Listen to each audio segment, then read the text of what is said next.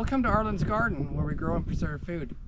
Today's episode is on raised beds and the mistakes I made and what I did to fix them, if I ever do it again. This bed is 28 inches tall. I made it out of 2x4s going up and 2x6s on the top and bottom. It wasn't, I'm not going to do this style again because the boards started coming out and everything started breaking out of the bottom. So I ended up having to get banding to hold everything in. This bed is 6 years old, and you can see the tops breaking away a little bit. And if it ever gets to the point of taking it apart, all I have to do is cut the banding and pull off the wood and then just reframe it. I think the dirt itself, the gardening dirt, will stay there. Not like it's liquid where it's going to pour out. So yeah, this is my first attempt 6 years ago, and I have some other ones I would like to show.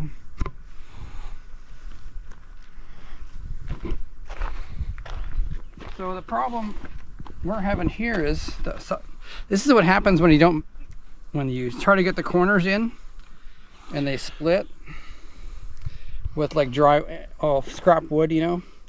This wood was free, but it still has its problems, and of course you can't use treated wood when you're in a raised bed. So it's kind of splitting out. You can see the gap, and it's really, and this is another good example of when you want to screw in a corner. Never screw into the end grain because that doesn't hold. So sometime this summer I'm going to get banding. So that's that. But this is a nice size of bed, you know. It's right to my hip, and if I harvest my cucumbers, I'm not bending over. But it takes a lot of dirt, a lot of garden soil, and that's a whole nother topic.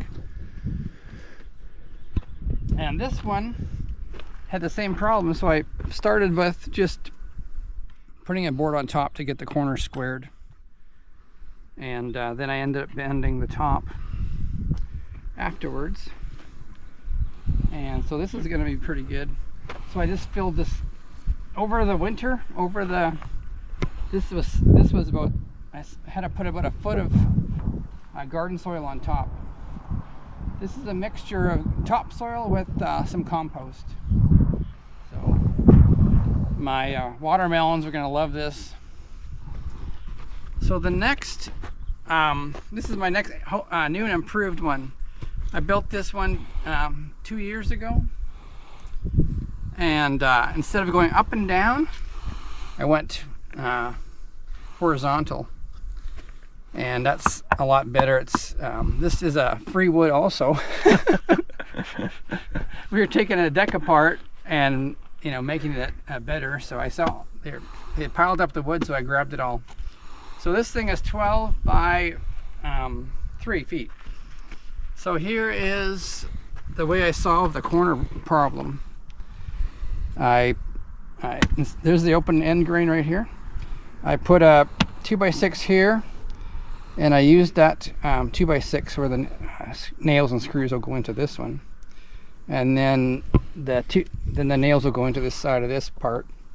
So I didn't use the end grain, but it does crack over time, so that'll be good.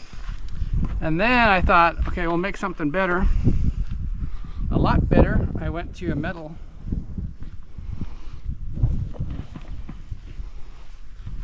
These are 4-foot culverts.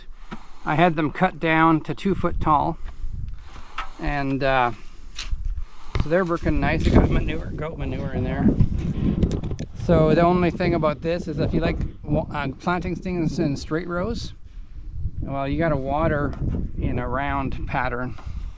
So just spread the seed however you want. We had green beans in here, and they did really well.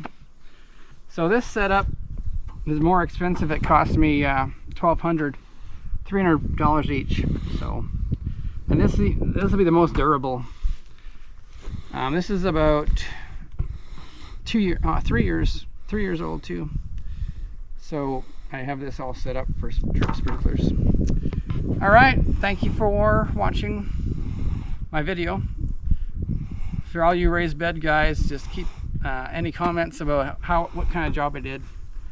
Thanks.